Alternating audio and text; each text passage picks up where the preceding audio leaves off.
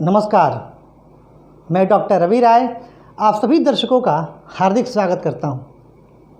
प्रिय दर्शकों, हम चर्चा कर रहे हैं अभी देवगुरु बृहस्पति के राशि परिवर्तन के बारे में। पूर्व के वीडियो में हम मेष राशि से कन्या राशि तक के जातकों के बारे में चर्चा कर चुके हैं और आज इस वीडियो में तुला राशि से लेकर के मीन राशि के जातकों पर देवगुरु के इस राशि परिवर्तन का क्या प्रभाव रहने वाला है, हम इस पर चर्चा करेंगे। शुरू में ही बता दूं आपको कि यह जो राशि परिवर्तन का फलादेश है यह आपकी चंद्र राशि के आधार पर है, जिसे हम गोचर भी कहते हैं और ट्रांजिट ऑफ प्लैनेट्स भी कहते हैं। मैं जो फल बताऊंगा वो निसंदेह आप पर लागू तो होंगे, लेकिन जो भी बुरे या अच्छे फल हैं गोचर से, इसके साथ ही हमें बहुत सारी चीज़ों को देखना और आवश्यक हो जाता है। जैसे हमें यह भी देखना पड़ेगा कि आपकी महादशा और अंतर्दशा किस ग्रह की चल रही है और योगिनी दशा क्या चल रही है, ग्रहों में कितना बल है। इन सब बातों के बाद ही हम एक बिल्कुल कंप्लीट वैलिड कंक्लूजन पे आ पाते हैं कि प्लैनेट्स आपको कैसा रिजल्ट देंगे। लेकिन फिर भी गोचर का प्रभाव कुछ न कुछ तो होता ही है और इसका प्रभाव मानव जीवन पर पड़ता ही है। और इसलिए यह पहले ही लेके आ रहा हूँ कि आप लोग सतर्क हो जाएं और यदि आपको लाभ होने वाला है तो कुछ प्रयास करके अपने लाभ को और बढ़ाएं, और यदि आप परेशानी में आने वाले हैं तो कुछ उपाय करके अपनी परेशानी को कम कर लें। तो देखिए, बात तुला राशि से। तुला राशि से देवगुरु बृहस्पति का यह ट्रांजिट, यह गोचर छठे भाव में आ रहा है, क्योंकि छठे भाव में मीन राशि आती है। अब छठा भाव दर्शाता है रोग को, ऋण को और शत्रु को। यानी मैं कह सकता हूँ कि यह जो गोचर है, अगर मैं बिल्कुल टेक्स्ट पे जाऊँ तो छठे भाव में गुरु का जो ट्रांजिट है, गुरु का जो गोचर है, उसको अच्छा नहीं माना जाता है। यहाँ पे माना जाता है कि देवगुरु बृहस्पति यदि आएंगे तो परेशानी को बढ़ाएंगे, संकट और तकलीफ़ को बढ़ाएंगे, रोग परेशान कर सकते हैं, शत्रु परेशान कर सकते हैं, ऋण वगैरह की स्थिति आ सकती है। लेकिन यहाँ पर जो ध्यान देने वाली बात है, यहाँ पर देवगुरु बृहस्पति अपनी स्वराशि अर्थात मीन राशि पर आ रहे हैं और गोचर में जिस भी भाव में जाएंगे उस भाव से उस संबंधित भला ही करेंगे। जैसे अगर अब स्वराशि में आ रहे हैं तो अगर शत्रु होंगे तो वो दबे दबे रहेंगे, आपका नुकसान नहीं कर पाएंगे। रोग होगा भी तो आप उस रोग से बाहर निकल जाइएगा, कर्ज होगा भी तो आप उस कर्ज से मुक्त हो जाइएगा। और इसके अलावा जो सबसे अच्छी बात है, देवगुरु की दृष्टि, देवगुरु की जो दृष्टि जाएगी दशम भाव पर, जो पंचम दृष्टि, वह आपके कार्मिक क्षेत्र के लिए, जहां आप काम करते हैं, भले ही आप कोई जॉब करें, बिजनेस करें या व्यवसाय करें, उसके लिए ये स्थिति अत्यंत अनुकूल सिद्ध होगी। और आप अपने जीवन काल में खासकर ये जो 12-13 महीने, लगभग 13 महीने का जो समय है जहां देवगुरु बृहस्पति मीन राशि पर रहेंगे, उस समय आप बहुत बेहतर काम कर सकेंगे। देवगुरु की दृष्टि आपके व्यय भाव पर भी जा रही है, तो व्यय भाव पर जाने की वजह से आपके धन वगैरह में खर्च की स्थिति मुझे दिख रही है। साथ ही धन भाव पर दृष्टि जाने की वजह से आपके धन प्राप्ति के मार्ग भी खुलते हुए दिखाई दे रहे हैं। यानी कुल मिला जुला करके देखा जाए तो यह जो राशि परिवर्तन है, यह राशि परिवर्तन आपके लिए कई मायनों में बेहतर सिद्ध होगा। थोड़ा सा ध्यान रखिएगा, यहाँ पर जल तत्व राशि में है और मीन राशि में है, तो थोड़ा सा मोटापा की समस्या दे सकते हैं, तो इससे आपको थोड़ा सा बचने की, पर वो भी बहुत ज़्यादा आपको नहीं। जिनका संबंध लग्न से बनेगा उनके लिए परेशानी ज़्यादा होगी। अभी हम लोग आगे बात करेंगे। अब देखिए, बात करें वृश्चिक राशि की। हाँ, एक और चीज़ है, उपाय आपको और बेहतर करने के लिए मैं अंतिम में बता दूंगा सभी राशियों के लिए। बात करते हैं वृश्चिक राशि की। वृश्चिक राशि आपके लिए तो खुश होने का समय है, और जैसे मैं मुस्कुरा रहा हूँ आप भी मुस्कुराइए और भगवान करे आप हमेशा मुस्कुराइए।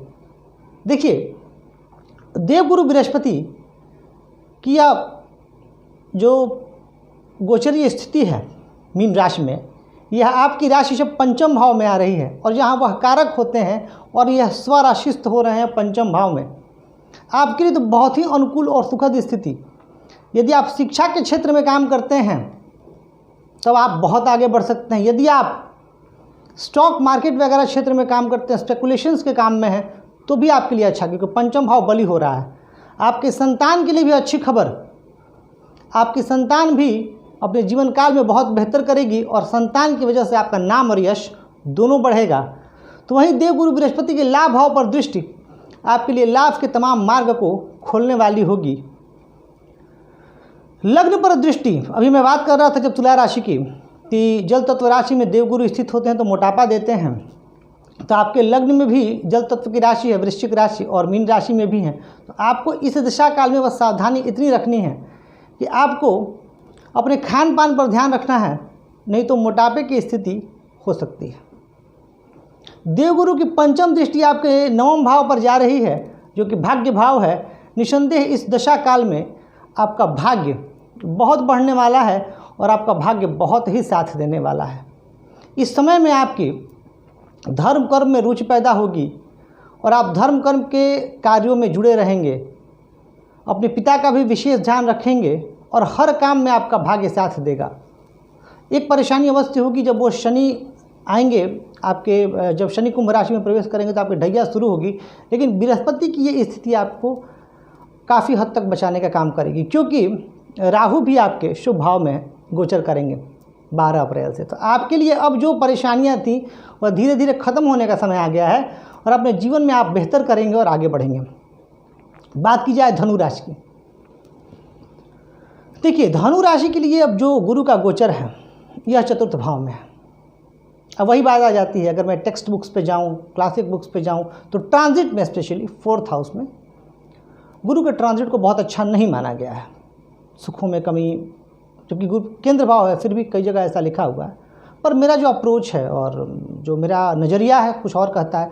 और यहाँ तो सबसे अच्छी बात है कि देवगुरु अपनी ही राशि में आ रहे हैं, मीन राशि में, और ये धनु लग्न के लिए मीन राशि में आ रहे हैं। तो कई लोगों के मन में यह भी सवाल उत्पन्न हो सकता है कि क्या हमें हंस पंचमहापुरुष योग, हंस योग का भी लाभ मिलेगा क्या? तो यहाँ मैं आपको क्लियर कर दूँ कि यदि आपकी जन्म कुंडली में गुरु सशक्त स्थिति में है और अगर आपकी जन्म कुंडली में हंस महापुरुष योग बना हुआ है तो निसंदेह आपको लाभ मिलेगा। तो आपको यह भी देखना होगा कि गुरु किस स्थिति में है और गुरु की क्या कंडीशन है। बट अगर नहीं भी है तो भी यह गोचर आपकी सुख सुविधाओं में अभिवृद्धि करने वाला होगा। आप भूमि भवन और जनता से संपर्क साध करके लाभ कमा सकते हैं। भूमि भवन के निवेश में लाभ कमा सकते हैं, कुछ नया भूमि भवन में आप खरीद सकते हैं। वाहन का योग लगा हुआ है, कहीं घूमने जाने का योग बना हुआ है। दशम भाव पर जो दृष्टि होगी देवगुरु बृहस्पति की, यह आपके मान सम्मान में इजाफा करने वाली होगी। और आपकी राशि के लिए तो देवगुरु वैसे भी राशि स्वामी हैं, तो राशि स्वामी हैं आपकी राशि के लिए, तो वैसे भी आपके लिए बेहतर फल जो है ये देंगे। देवगुरु की जो दृष्टि होगी, पंचम दृष्टि आपके अष्टम भाव पर जाएगी और पंचम दृष्टि अष्टम भाव पर जाने की वजह से आपके मन में गूढ़ विद्याओं के प्रति, आध्यात्म के प्रति रुचि जागृत होगी और आप इस क्षेत्र में बहुत बेहतर कर पाएंगे। तो वहीं देवगुरु की जो नवम दृष्टि होगी वह आपके लिए द्वादश भाव में होगी, और नवम दृष्टि जब द्वादश भाव में होगी तो आपके खर्च भी होंगे, तो खर्च पर आपको थोड़ा सा नियंत्रण रखना होगा। बाकी धनु राशि के लिए यह देवगुरु का राशि परिवर्तन कई मायनों में अनुकूल है। सावधानी क्या रखनी है आपको, क्योंकि चतुर्थ भाव में है तो ओवर कॉन्फिडेंस में नहीं आना है। और जब जिसके गुरु मजबूत होते हैं वो लोग कई बार बिना मांगे सलाह भी देते हैं, तो आप बिना मांगे सलाह मत दीजिएगा। बाकी आपके लिए बहुत अनुकूल स्थिति है। बात की जाए मकर राशि की, देखिए मकर राशि के लिए जो देवगुरु का राशि परिवर्तन है ये इनके तृतीय भाव में आ रहे हैं देवगुरु, 3rd हाउस में। अब तीसरा भाव जो होता है यह भाव पराक्रम का होता है। तीसरा भाव जो होता है यह भाव आपके सेल्फ एक्सप्रेशन का होता है। तीसरा भाव जो होता है यह भाव आपके भाई बहनों का भी होता है। आप अपने सबॉर्डिनेट्स के साथ कैसा व्यवहार करते हैं यह भी तीसरा भाव दर्शाता है। यानी तीसरे भाव के साथ बहुत सारी क्वालिटीज़ जुड़ी हुई हैं। तो अब तीसरे भाव में जब देवगुरु बृहस्पति आएंगे तो उनकी दृष्टि कहाँ होगी? सप्तम दृष्टि सीधे जाएगी भाग्य स्थान पर। यानी एक चीज़ यहाँ पर तय है कि आप जो भी कर्म करेंगे, आप जो भी मेहनत करेंगे, उसका पूर्ण लाभ आपको इस दशा काल में मिलने जा रहा है। मकर राशि के जातक वैसे भी 7.5 से परेशान हैं। अब आप बहुत जल्द आपका 7.5 का तीसरा चरण भी लग जाएगा। और मैंने राहु पर जो राशि परिवर्तन पर जो वीडियो बनाया था उसमें मैंने कहा था कि राहु को आपको कैसे नियंत्रित रखना है, तो वो उपाय आप करें। गुरु आपके लिए यहाँ पर सहायक सिद्ध होंगे और ये गुरु आपको बहुत बेहतर कुछ प्रदान भी करेंगे, क्योंकि गुरु की दृष्टि आपके सप्तम भाव पर भी होगी, जो कि आपका विवाह स्थान है। तो यह भाव आपके व्यवसाय का भी स्थान है। तो यह भाव जहाँ विवाह स्थान है, जहाँ यह भाव व्यवसाय स्थान है, तो आपके विवाह में भी अनुकूलता दिख रही है, आपके व्यवसाय में भी अनुकूलता दिख रही है। यानी कुल मिला जुला करके जो यह स्थिति है आपके लिए अत्यंत श्रेष्ठ। इस समय में आप कोई नया बिजनेस शुरू कर सकते हैं, किसी नए पार्टनरशिप में आ सकते हैं, या आपका पहले से ही कोई काम पार्टनरशिप में चल रहा है, तो वह जो काम होगा आपका, वह काम अच्छा होता हुआ दिख रहा है। इसके अलावा यदि मैं बात करूं तो देवगुरु बृहस्पति की जो दृष्टि है ये आपके लाभ भाव पे भी जा रही है। तो लाभ भाव पर जब ये दृष्टि जा रही है तो आपके लिए लाभ के मार्ग प्रशस्त होंगे और आप अपने कृत्यों द्वारा, अपने कर्मों द्वारा लाभ भी प्राप्त करेंगे। तो कुल मिला जुला करके मकर राशि के लिए ये जो परिस्थिति अच्छी है। ध्यान क्या रखना है आपको अपने सबॉर्डिनेट्स के साथ, क्योंकि आपकी राशि मकर है और शनिदेव बड़े इन मामलों में सख्त हैं कि आप अपने अधीनस्थ के साथ, अपने सबॉर्डिनेट्स के साथ आपका विचार और व्यवहार कैसा रह रहा है, ये आपके लिए बहुत ज़रूरी हो जाएगा। इसके बाद अगर मैं देखूं तो आपके लिए गुरु की यह स्थिति अनुकूलता प्रदान करने वाली होगी और इसमें भाग्य भाव पर दृष्टि जाने की वजह से आप धर्म, कर्म, आध्यात्म वगैरह की तरफ भी उन्मुख होंगे और आप अपने जीवन में अच्छा कर पाएंगे। तो अब अगर बात की जाए कुंभ राशि की, तो कुंभ राशि के लिए हमें यह देखना होगा कि यह जो राशि परिवर्तन है यह कैसा परिणाम दे रहा है।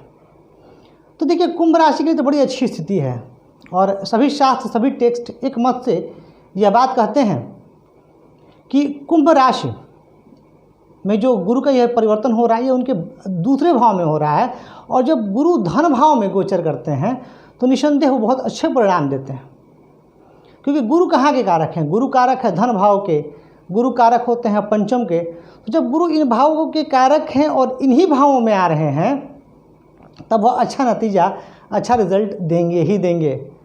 तो अब अगर हम ये स्थिति देखें तो यहाँ पर कुंभ राशि के लिए गुरु का यह गोचर उनके धन भाव में आ रहा है। तो जब गुरु का यह गोचर उनके धन भाव में आ रहा है तो धन के लिहाज से बहुत अच्छा, वाणी कुटुंब के लिहाज से बहुत अच्छा, घर का सुख, वाणी आपकी अच्छी रहने वाली है, वाणी में आपके तेज और ओज रहने वाला है, प्रभावशाली और ओजस्वी वाणी आपकी निसंदेह रहने वाली है इस दशा काल में। या अगर मैं बात करूं देवगुरु बृहस्पति की दृष्टि की, तो देवगुरु बृहस्पति की जो सप्तम दृष्टि है वह आपके अष्टम भाव पर जा रही है। तो गुढ़ विद्याओं की तरफ रुचि का जागृत होना, आध्यात्म के प्रति, धर्म के प्रति, मंत्र के प्रति श्रद्धा उत्पन्न होना, और जो लोग रिसर्च कर रहे हैं या जो लोग रिसर्च के फील्ड में हैं उनके लिए यह समय सफलता को दर्शाता है कि वो इस समय काफ़ी सफल होने वाले हैं और सफलता उनको बहुत अच्छी मात्रा में मिलने वाली है। तो कुल मिला जुला कर के यह स्थिति बहुत ही अनुकूल दिख रही है। और यहाँ पर यदि देखा जाए तो जो देवगुरु की पंचम दृष्टि वह आपके छठे भाव पर आ रही है और यह उनकी उच्च दृष्टि है, तो आपको रोग वगैरह से तो मुक्ति मिलेगी ही।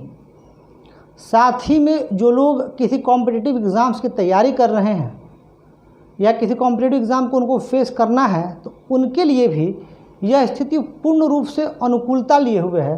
अगर आपको कोई रोग पहले से है तो पाएंगे कि आपको उस रोग में कमी आने वाली है। कोई कर्ज है आपका तो आपको लगेगा कि वो कर्ज आपका धीरे धीरे ख़त्म हो जाएगा। यानी कुल मिला जुला करके यदि देखा जाए तो कुंभ राशि के लिए गुरु का यह गोचर बहुत अच्छा है। अब अगर मैं बात करूं देवगुरु बृहस्पति की नवम दृष्टि की, तो देवगुरु बृहस्पति की नवम दृष्टि आपके दशम भाव पे आ रही है और दशम भाव पर आने की वजह से मान सम्मान में इजाफा। दशम भाव क्या है? दशम भाव कर्म का भाव है। तो यह भाव जब कर्म का भाव है तो आप क्रियाशील रहेंगे, कर्मठ रहेंगे और आपको मान सम्मान की प्राप्ति होगी, आपको यश की प्राप्ति होगी, पिता से भी संबंध आपके मधुर रहेंगे और आपके कार्यों को समाज में मान्यता मिलेगी, आपके कार्यों को सराहा जाएगा, आप प्रशंसा के हकदार होंगे। तो कुल मिला जुला करके यह स्थिति अत्यंत श्रेष्ठ। और आप कि जो बाकी की जैसे 7.5 तो आपकी चल ही रही, तो 7.5 के दरमियान गुरु का इस राशि में आना कहीं ना कहीं आपके लिए शुभता का द्योतक है, शुभता का सूचक है। बात करूँ अगर मैं मीन राशि की, तो मीन राशि के लिए गुरु का यह गोचर लग्न में हो रहा है। और मीन राशि मतलब आपकी राशि में ही देवगुरु आ रहे हैं। लग्न क्या है? लग्न आप स्वयं हैं, आपके मस्तिष्क की शक्ति है, आपके सोचने समझने की शक्ति है।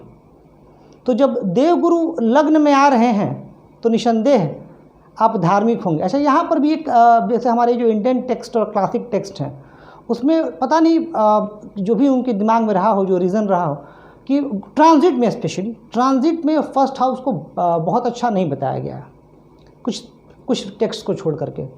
थोड़ा सा इसमें ओपिनियन में कन्फ्यूज़न है। बट अगर मैं बात करूं कुछ वेस्टर्न एस्ट्रोलॉजर्स की और हमारे इंडिया के भी कुछ अच्छे एस्ट्रोलॉजर्स की, तो उनका मानना है कि फर्स्ट हाउस में भी जब जुपिटर का ट्रांजिट होता है तो ये अच्छा रिजल्ट मिलता है। पर यहाँ हमें इन सारे कन्फ्यूज़न पे इसलिए नहीं जाना है कि ये देवगुरु की अपनी राशि है, और जब ग्रह अपनी राशि में होते हैं तो मैं कहता हूँ आपसे हमेशा कि वो अच्छा फल देते हैं। तो यहाँ पर मीन राशि के जातक कि जब लग्न में देवगुरु बृहस्पति आएंगे तो इनके मन में आध्यात्म के प्रति एक विशेष श्रद्धा उत्पन्न होगी। इनका व्यक्तित्व इस समय चमकीला हो जाएगा, ये आशावादी सोच के हो जाएंगे, इनके अंदर सकारात्मकता प्रवेश कर जाएगी और ये सकारात्मक सोचेंगे, और सकारात्मक सोचते ही अपने जीवन को ये बेहतर कर पाएंगे और जीवन स्तर को बढ़ा पाएंगे। देवगुरु की यहाँ जब स्थित होंगे मीन राशि में, तो जो देवगुरु की दृष्टि होगी वो पंचम भाव में होगी। तो पंचम भाव में संतान भाव पर देवगुरु की दृष्टि जाना संतान के लिए बहुत अच्छा, आपकी लक्ष्मी प्राप्ति के लिए बहुत अच्छा, और आप सट्टेबाजी से, स्टॉक मार्केट से भी बहुत लाभ कमाएंगे। देवगुरु की बृहस्पति की दृष्टि सप्तम भाव पर आपके पार्टनर्स के लिए अच्छा, पार्टनर बिजनेस में आप अच्छा कर पाएंगे। तो वहीं नवम भाव पर दृष्टि जाने की वजह से आपके भाग्य के मार्ग भी प्रशस्त होंगे। यानी कुल मिला जुला करके देखा जाए तो यह जो गुरु का गोचर है ये आपके लिए बहुत अनुकूल है। देखिए, अगर मैं बात करूं उपाय की, तो सभी राशियों के लिए मैं एक बात अवश्य कह दूं कि देवगुरु बृहस्पति की कृपा पाने के लिए आपको श्री हरि विष्णु की शरण में जाना चाहिए। आप भगवान विष्णु की पूजा आराधना पूरे मनोयोग से करें, जितना हो सके उनका ध्यान करें, आपको देवगुरु की कृपा मिलेगी। अब अगर बात कुछ स्पेशली राशियों की कर ली जाए तो तुला राशि के लिए छठे भाव में है, तो तुला राशि के जातक बृहस्पतिवार के दिन व्रत करें और बृहस्पतिवार के दिन से ही ओम ब्रीम बृहस्पति नमः का जप करें, आपके लिए लाभ होगा। वृश्चिक राशि के जातक सिर्फ और सिर्फ भगवान विष्णु की पूजा करें, ओम नमो भगवते वासुदेवाय का जितना हो सके जाप करें, मानसिक जाप भी करें, आपको लाभ मिलने वाला है। हाँ, आपको उपाय शनि के करना होगा, मई से पहले से भी कर सकते हैं, क्योंकि शनि की स्थिति आपके लिए थोड़ी सी प्रतिकूल होने जा रही है। तो आप हनुमान जी के भी शरण में जाइए। बात की जाए धनु राशि की, तो धनु राशि के लिए भी ठीक है, चतुर्थ भाव में है, अपनी ही राशि में है। तो धनु राशि के जातक बस जो डेली रूटीन में पूजा करते हैं वो करें, और भगवान विष्णु के मंत्र ओम विष्णवे नमः का आप एक माला जाप कर सकते हैं, या ओम नमो नारायणाय नमः का आप जाप कर सकते हैं, इससे आपको लाभ होगा। अगर बात मकर राशि की जाए तो मकर राशि के जातकों को मैं कहूँगा कि 7.5 के लिए आप जो उपाय कर रहे हैं उन उपायों को आप कंटिन्यू रखिए, और आप यदि आपके लिए संभव है, संभव कि आपको संभव बनाना चाहिए मेरे समझ से, तो आप विष्णु सहस्त्रनाम का पाठ प्रारंभ करें गुरुवार के दिन से, और आप 6 महीना करके देखें, आपको अपने अंदर बहुत बदलाव दिखेगा और आप तरक्की भी करेंगे, आपके काम बनेंगे और आप पराक्रमी भी होंगे। बात की जाए अगर कुंभ राशि की, तो आपको भी 7.5 का उपाय करते रहना चाहिए, और साथ में अभी आपके लिए तो गुरु का यह जो गोचर है सर्वथा अनुकूल है, फिर भी आप ओम नमो भगवते वासुदेवाय का जाप करें, या ओम ब्रीम बृहस्पति नमः का आप जाप करें, आपको लाभ होगा। मीन राशि के लिए भी ठीक है, और आपके तो राशि स्वामी ही गुरु हैं, तो आपके लिए गुरु का मंत्र ओम ब्रीम बृहस्पति नमः आप इसका जप करें। हाँ, एक चीज़ है मीन राशि के लिए, 29 अप्रैल से शनि की 7.5 भी प्रारंभ होगी, तो शनि की 7.5 के लिए उपाय अवश्य करते रहें, शिव जी की शरण में रहें और हनुमान जी की शरण में रहें, आपका कल्याण होगा। तो प्रिय दर्शकों, ये था सभी राशियों के लिए उपाय। कहना चाहूँगा आपसे कि आपको यह कार्यक्रम कैसा लग रहा है, यह वीडियो कैसा लग रहा है, आप कमेंट करके बताइएगा ज़रूर। और यदि आपके मन में ज्योतिष शास्त्र से संबंधित कोई प्रश्न है, कोई जिज्ञासा है, या आप अपने बारे में या अपनों के बारे में कुछ जानना चाहते हो, तो आप चैनल के किसी वीडियो पर कमेंट करके अपना प्रश्न पूछ सकते हैं, हम उसका जवाब अवश्य देंगे। या यदि आप अपनी जन्म कुंडली का विश्लेषण करवाना चाहते हैं तो आप वो भी करवा सकते हैं, हम उसका भी विश्लेषण करने का प्रयास अवश्य करेंगे। तो आज के लिए आपसे इजाज़त लेता हूँ, धन्यवाद।